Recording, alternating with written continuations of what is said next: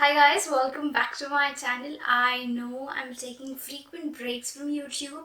It's all because of a lot of things happening around me, and I don't want to be irregular on YouTube, but yeah, I'll try my best to keep up with all the consistency. Today's video is all about the current scenario of permanent residency in Australia. Let's say in 2020. I recently got to know the information regarding PR, and I was like, are you serious? Is PR even possible in Australia? And this video is all about my thoughts and my opinions involved in the process of permanent residency. And I please don't want any comments or anyone commenting, Sevan, you're wrong, Sevan, you're this, that. This is purely my opinion and how I think about permanent residency and what is the approach I'm planning to go for. If you are thinking of permanent residency as something else, then I'm pretty sure this video is not for you guys. Also, I want to give you a reality check. I want to give a reality check to all those students who blindly trust consultants and who are still in India thinking PR is quite easy. So this is a reality check for you guys. So without any further ado, let's get started.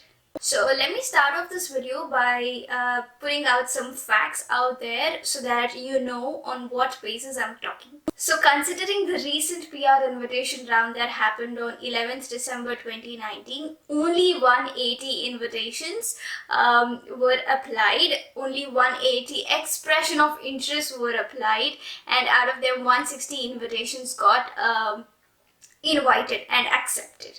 Out of this, the ICT analysts and system analysts were picked up at the point score of 95, and electronic engineers got picked up at the score of 95. Mechanical engineers got picked up at the score of 95. ICT, electrical engineers and mechanical engineers for 95 points. This got picked up in the last week of November, and for the month of December, the invitation round, like when people sent it, that was on 11th of December. And accountants, it was 100 points, obviously. So let's now talk about points, because that's the most crucial area of getting PR, okay? So first, if you are around 25 years and less than 33 years, you are eligible for 30 points. Now, I'm considering this video for all those master students because I'm also a master student. There might be other people who are watching this video, but you can still calculate your own points and see what's right for you and what's wrong for you. So if your age is 25 and less than 33, you have 30 points in your hands.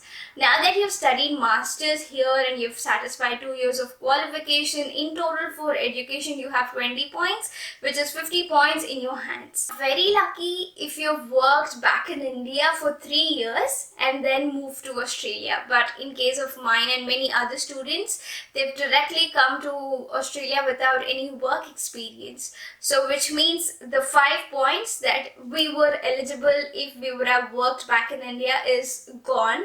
We don't have that option, okay? So we are still left with 50 points. If you are working in Australia in your own occupation, satisfying the position description that is given by the immigration for 1 year, then you get 5 points.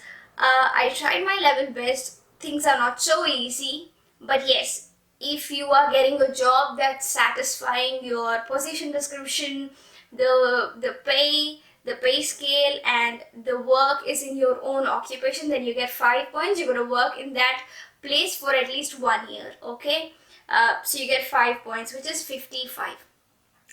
PTE, I would say Australian employment in your own field immediately after you finish masters is quite difficult.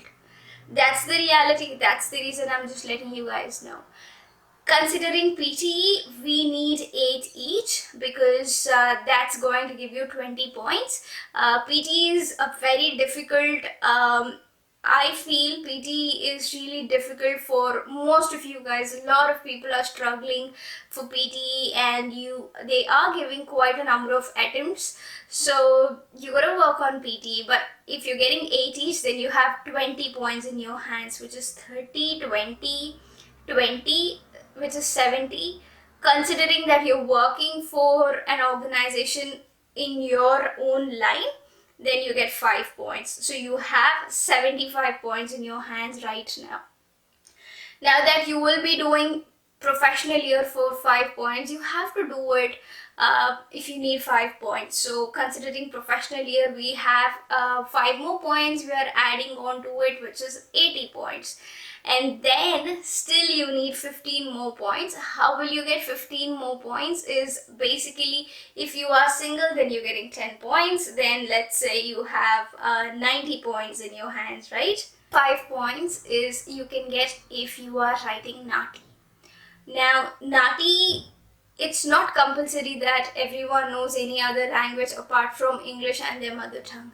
If you are from Punjab, if you are a Hindi speaker, then you know Hindi. If you know Bengali, that's an added advantage. If you know Tamil, that's an added advantage, because all these languages are in Nati. But if you are from any Telugu speaking states, then either you must know Hindi or you must know any other language which is in Nati. But that's actually really difficult. For me, I know Hindi. I'm planning to write Nati as well. So yeah, you get 5 more points, and that's how you satisfy 95 points.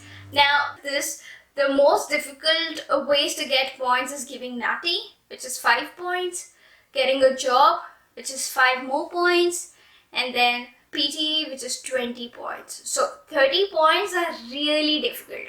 But yeah, Nati and a job is really difficult, because I tried searching for my jobs, and they either ask you have to have 5 years of experience, or they, basically if you are doing ICT, you need to have a certification, which is CCNA certification.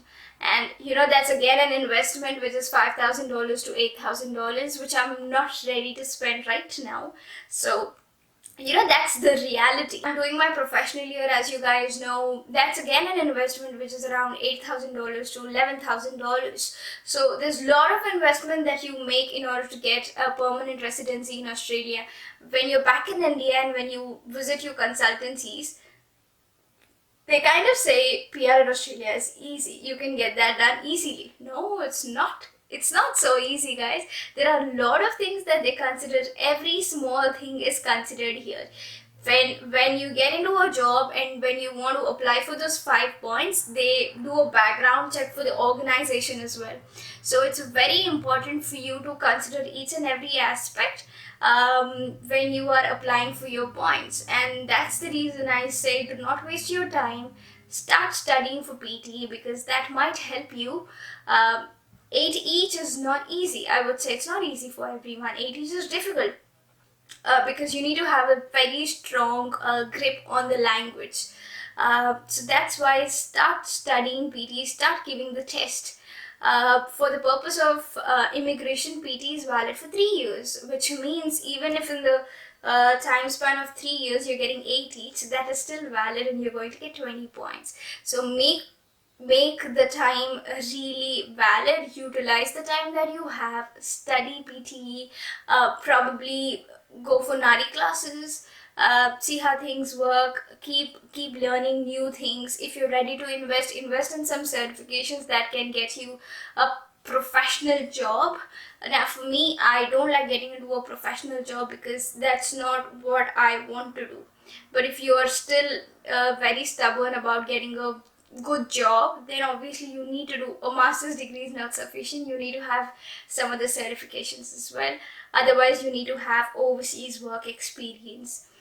Considering freshers, you got to do some certifications, guys. So this is the reality check that I wanted to give you, and I hope you guys liked this video. And I don't want any comments saying, Sarvani, you are wrong in this way. This is just my way of analyzing things. Any other way, well, I'm not looking for any regional options though. If you're looking for regional options, you have an amazing opportunities out there with less points, then that's awesome. But for me, going to regional and getting a PR is one of the most dumbest things anyone could do. That's my opinion. I'm so sorry if I'm offending you, but that's completely my opinion. So I hope you guys like this video. If you guys like this video, give it a big thumbs up and subscribe to my channel. Bye.